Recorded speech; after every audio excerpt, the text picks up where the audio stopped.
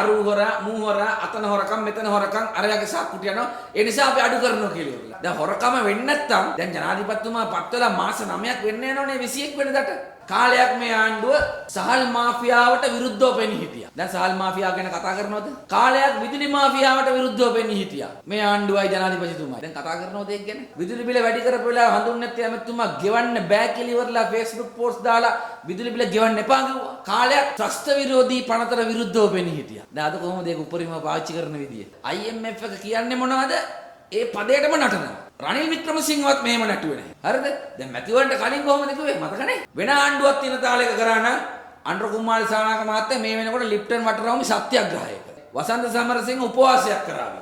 Mahinda Jayasinghe voice cut දෙයි. සමන්ත විද්‍යාරත්න පවන් ගහයි. லால் காந்தவேல වතුර බොවයි. හරිද?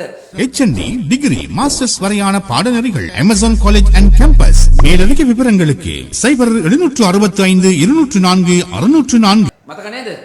9000 බිල 6000ට 6000 බිල 4000ට 3000 බිල 2000ට නේද? අන්න 118කින් ද කොයිද 15කින් ද කොයිද කරන්ට් එක වැඩි කරන්න යනවලු. ඒතර මොකද්ද වෙන්නේ? බස් ගාස්තු වැඩි වේවි. කන බොන දේවල් වල මිල වැඩි වේවි. වැඩි කරන්න යනවනේ වැඩි කරා. ඒක තමයි කියන්නේ. ඉතින් ඔබතුමන්ලා එහෙම පිළිගන්න ඕන ලොකු දෙයක්. මොකද ඔයගොල්ලෝනේ උදව් කරේ ආණ්ඩුව දෙන්න. හරිද? අපි ඒකට දොස් කියන්නෙත් නැහැ. හරිද? එතකොට දැන් ඒගොල්ලෝ කියනවා දැන් මේ විදිහට 15කින් වැඩි කරාම මේකට සමගාමීව බඩු භාණ්ඩවල මිල, ගමන් ගාස්තු වල මිල, මිනිස්සු පරිභෝජනය කරන දේවල් වල මිල මේ හැම එකම වැඩි වෙනවා. ඕකද පුනරුද්ධය කියලා කියන්න පුනරුද්ධය කියන්නේ මේකද කියලා අහන්න අපි කැමතියි. ඒ නිසා අපි පැහැදිලිව කියනවා දැන් අඩුම ගානේ මම විශේෂයෙන්ම ස්තුතිවන්ත වෙනවා ලාල් කාන්ත ඇමතිතුමාට. මේ ආණ්ඩුවේ මම කැමතිම ඇමතිවරයා. හරිද? ආටිෆිෂියලුත් නැහැ සෑහෙන්න. හරිද? මම එතුමාට මූණට දවසක් පාර්ලිමේන්තුවට මම කැමතිම ඔයාට තමයි කියලා ඉවරලා. හරිද? අඩුම ගානේ එතුමා පිළිගත්තා 76 වසරක සාපේ කොටස්කරුවන් ජනතා විමුක්ති පෙරමුණ කියන එක. ඕන් වැඩ වර්ධන කරලා උද්ඝෝෂණ කරලා රට අකර්මණ්‍ය කරන දායක වුණා කියලා පිළිගත්තා. ඒ වගේම උපාධිධාරී සියලු දෙනාට රස්සාවල් දෙන්න කියලා ඉවරලා දැකන ටීවී එකේ. හරිද? රස්සාවල් දෙන්න කියලා ඉවරලා මේක මේ රටේ විනාශ කරන්න ආර්ථික වශයෙන් විනාශ කරන්න දායක වුණා කියලා පිළිගත්තා. ඒ වගේම එතුමා මේ පිළිගත්තා මේ මිල අඩු වැඩි වෙන එකට හුරු වෙන්න ඕන කියලා ඉවරලා. දෙයියනේ මැතිවරණට කලින් මේ JVP කට්ටිය ඕක කිව්වනම් මිනිස්සුන්ට තේරෙනවනේ. නේද? කිව්වේ අරු හොරා මූ හොරා අතන හොරකම් මෙතන හොරකම් අරයාගේ සාක්කුට යනවා. ඒ නිසා අපි අඩු කරනවා කියලා ඉවරලා නේ. දැන් හොරකම වෙන්නේ නැත්තම් දැන් ජනාධිපතිතුමා පත් වෙලා මාස 9ක් වෙන්න යනෝනේ 21 වෙනිදාට. 21 වෙනිදාට මාස 9ක් වෙන්න යනවා. ඇයි මේ එකක්වත් කරන්නේ දැන් මම ඔබතුමන්ලාට මේ පොඩි උදාහරණයක් කියන්නම්කෝ. දැන් මේගොල්ලෝ දැන් මේ IMF එකේ කොන්දේසියින්දානේ මේක වැඩි කරනවා කියන්නේ. දැන් මැතිවරණට කලින් කොහොමද කිව්වේ? දැන් මේ ආණ්ඩුවයි මේ ජනාධිපතිතුමයි අනිත් ආණ්ඩුව අනිත් ජනාධිපති වලට වඩා වෙනස්. දැන් මේක ඩෝබිලා වෙන විදිහට අර්ථ දක්වයි. හරිද? මම උදාහරණයක් කියන්නම්කෝ. දැන් සාමාන්‍යයෙන් සතුන් තමන්ගේ පැවැත්මට පාට වෙනස් කරන සතුන්. හරිද? ඒතර දේශපාලඥයෝ ඒක වෙනස් කරන විදිය දැන් බලන්න. දැන් බලන්න කාලයක් මේ ආණ්ඩුව සහල් මාෆියාවට විරුද්ධව පෙනී හිටියා. දැන් සහල් මාෆියාව ගැන කතා කරනවද? රුපියල් 10ක් වැඩි කරලා දුන්නායින් පස්සේ කතා කරනවද?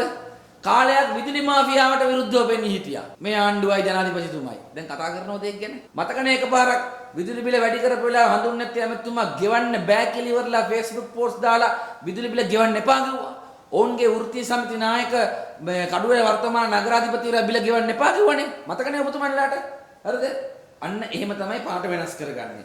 ඊළඟට මේ කට්ටිය කාලයක් ත්‍රස්ත විරෝධී පනතර විරුද්ධව පෙනී හිටියා. දැන් අද කොහොමද ඒක උපරිම පාවිච්චි කරන විදිය? නේද? ඊළඟට මේ කට්ටිය පුද්ගලීකරණයට විරුද්ධව පෙනී හිටියා. දැන් අර අයවැයත් මේ දාලා තිබ්බනේ. මේ මොනවද? අභිලාෂ කැඳවීම කියලා ඉවරලා දැන් අන්න පුද්ගලීකරණයට පෙනෙච්ච විතු කට්ටිය වෙනස් වෙලා තියෙන ඒවා විකුණලා දාන්න. ඊළඟට මේ IMF එකට විරුද්ධව පෙනී හිටියා. දැන් හරියට මේ ආණ්ඩුව IMF එකේ නිල් ඇස් තියෙන කොල්ලා වගේනේ. ජනාධිපතිතුමා ආණ්ඩුවයි. නේද? IMF එක කියන්නේ මොනවද? ඒ පදයටම නටනවා. රනිල් වික්‍රමසිංහවත් මෙහෙම නැටුවේ නැහැ. හරිද? දැන් මැතිවරණට කලින් කොහොමද කිව්වේ? මතකනේ? මැතිවරණට කලින් කිව්වනේ මේ කිවිසුම අපි වෙනස් කරනවා අපි IMF එකටත් උගන්වනවා කිව්වනේ මේ සහන දෙන විදිය ජනතාවට.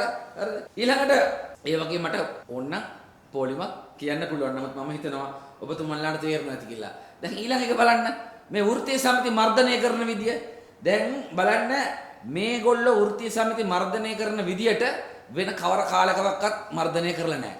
තමන් එක්ක තමන්ගේ ආණ්ඩුව කියන එකට වැඩ වර්ජන උද්ඝෝෂණ අරගල කරපු කට්ටියවම මේ වැඩතහනම් කරනවා. අර ලංකා ගුරු සේවා සංගමයේනේ සභාපතිව. දැන් ඕක එහෙම වෙන ආණ්ඩුවක් තියෙන තාලයක කරා නම් අනුර කුමාර සානාක මහත්තයා මේ වෙනකොට ලිප්ටන් වටරවුමේ සත්‍යාග්‍රහයක. වසන්ත සමරසිංහ උපවාසයක් කරාවි. මහින්ද ජයසිංහ වොයිස් කට් දෙයි. සමන්ත විද්‍යාරත්න පවන් ගහයි. ලාල් කාන්තවල වතුර බොවයි. හරිද? දැන් බලන්න යස අගේට මර්ධනය කරන විදිහ. ඒ නිසා අද අපි පැහැදිලිව කියන්න කැමති මර්ධනේනුයි, පලි ගැනීමනුයි, වෛරයනුයි, බොරු කීමනුයි විතරක් ආණ්ඩුව ගෙනියන්න බෑ. ජනතාව මේ ඡන්දෙ දුන්නා හොරු අල්ලන්න. හැබැයි හොරුන්ගෙන් අල්ලන හොරුන්ගෙන් හොරකම් කරපුව අය කරගන්න කිව්වා. ඒක වෙලා නැහැ. ඒ වගේම ජනතාව බලාපොරොත්තු වුණා වඩාත් ආර්ථික වශයෙන් සමෘද්ධිමත් රාජ්‍යයක් බවට පත් කරાવી කියලා ඉවරලා. ඒ නිසා අපි තාම පැහැදිලිව කියන්න කැමති මේ ගමන ගෙනියන්න. දැන් අදත් ඔන්න ජනාධිපතිතුමා ජර්මනිය ගිහිල්ලා අවිල්ල තියෙනවා. හරිද? ඉන්දියාව ගිහිල්ලා ආවා. දුබායි ගිහිල්ලා ආවා. චීනය ගිහිල්ලා ආවා. යන්නේක හොඳයි. යන්න එපා කියලා අපි කියන්නේ නැහැ. ඒගොල්ලෝ නම් වෙන ජනාධිපතිවරු ඔහම රට ගියාම මෙන්න මෙච්චර වාරයක් ගියා කියලා කියනවා. අපි නම් කියන්නේ මේක මේ රටක් නේ. පවුලක් පාලනය කරනවා කියන්නේ මේ නිසා ලෝකයේ එක්ක සම්බන්ධකම් තියෙනවනේ, ලෝකයාක වෙළඳ ගනුදෙනු තියෙනවනේ, දේශපාලන සංස්කෘතික සම්බන්ධකම් තියෙනවනේ, රාජ්‍ය නායකයා රට නියෝජනය කරන ලෝකයා එක්ක යන්න ඕන. හරිද? හැබැයි ගිහිල්ලා ලබාගත් ජයග්‍රහණ ගැන කියන්නේ. ලබාගත් ජයග්‍රහණ ගැන කියන්නේ. ගහපු ගිවිසුම් පාර්ලිමේන්තුවට දෙන්නෙත් නැහැ. තොරතුරු දැනගැනීමේ පනතයට දෙන්නෙත් නැහැ. ඉතින් ඒ නිසා අපි ඊටාම පැහැදිලිව කියන්න කැමති දැන් මේ ආණ්ඩුවට දැන් ඔබලාට කරන බොරුව ජනතාවට තේරලා තියෙනවා. ඒ නිසා වෛරය වැපිරීමෙන් ආණ්ඩුව ගෙනියන්න බෑ. විදේශ ආයෝජන ගේන්න, ඩොලර් ආදායම වැඩි කරන්න, ණය ගෙවීමේ හැකියාව වැඩි කරන්න. හරිද? මේ ඒකපුද්ගල ආදායම වැඩි කිරීමට කටයුතු කරන්න. මොකද ඒව නොකර මොනව කෙරුවත් මේ රට දියුණු කරන්නත් බෑ, මිනිස්සු සතුටු වෙන්නෙත් නැහැ. අපි ඊටම පැහැදිලිව කියන්න කැමතියි දැන් මේ කට්ටිය කිව්වනේ මේ ණය අරගන්නයි මේ ඒවයින් රට පාලනය කරන්නයි මේ නායකයෝ ඕනද කියලා ඉවරලා. හරිද? දැන් අපි පැහැදිලිව කියන්න ඕන ගිය අවුරුද්ද වෙනකොට තිබ්බ සම්පූර්ණ ඩොලර් ණය ප්‍රමාණය ඩොලර් බිලියන 64යි ගානක තිබිච්ච එක 63යි ගානක මම හිතන්නේ. ඩොලර් බිලියන 5ක පමණ ප්‍රමාණයකින් වැඩි වෙලා තියෙනවා. මොකද්ද? ජාත්‍යන්තර මූල්‍ය ආරමුදලෙන් දැන් ණය හම්බුනාම දැන් මේ ආණ්ඩුව හිතන්නේ එහෙන ජයග්‍රහණයක් කියලානේ. ඒක ණය. ලෝක බැංකුවෙන් දුන්නාම ඒක ණය. දැන් ණය ගන්න නැතුවනේ මේ පාලනය කරන වෙලකුවේ මම ඔබට අත වශයෙන්ම ගිය අවුරුද්දේ 63යි 2023 දී 63.4ක තිබිච්ච ණය ප්‍රමාණය මේ වෙනකොට ඩොලර් බිලියන 68කට වැඩි වෙලා තියෙනවා. ඒතර මේ අවුරුද්දේ ආර්ථික වර්ධනය මේක 3.5යි. ලබන අවුරුද්දේ 3.1යි කියලා ලෝක බැංකුව පුරවකථනය කරලා තියෙනවා. කොහේ එතකොට මේ මාස 6න් කරපු වැඩ මාස 9න් කරපු වැඩ ආදායම් වැඩි කරා නම් ආයෝජන ගෙනාවා නම් ස්වභාවිකව වැඩි වෙන ඒවා තියෙනවා සංචාරක කර්මාන්තය රෙමිටන්ස් එකයි. හරිද? ඒක නේද නිර්මාණශීලීව ක්‍රියාශීලීව ආදායම් වැඩි කරපු ක්‍රමයයි.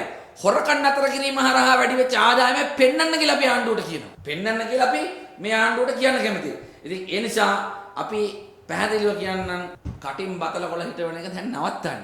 වැඩ පෙන්වන්න. හරිද? වැඩ පෙන්වන්න. වැඩ දන්නේ නැත්නම් අපිත් ඕනනම් උදව් කරන්න කියලා නම්. හරිද? ඒ නිසා ජනතාවට සහන ලබා දීලා පොරොන්දු දිෂ්ට කරන්න කියලා අපි ආණ්ඩුවට බල කරනවා. உயர்கல்வித் துறையில் 15 வருடங்களை நிறைவு செய்த பம்பலப்பிட்டிய அமேசான் காலேஜ் அண்ட் கேம்பஸில் புதிய வகுப்புகள் ஆரம்பம். முன்பள்ளி ஆசிரியர் பயிற்சி நெறி, உளவியலும் உளவளத் துணையும், கணனி, ஆங்கிலம் மற்றும் முகாமைத்துவ பாடநெறிகளுடன் HND, டிகிரி, மாஸ்டர்ஸ் வரையான பாடநெறிகள் இலங்கை பல்கலைக்கழக மானியங்கள் ஆணைக்குழுவினால் அங்கீகரிக்கப்பட்டு கல்வி அமைச்சின் கீழ் 3ஆம் நிலை தொழிற்கல்வி ஆணைக்குழுவினால் பதிக்கப்பட்ட அமேசான் காலேஜ் அண்ட் கேம்பஸ். மேலதிக விவரங்களுக்கு 0765 204 604 www.amazoncollege.lk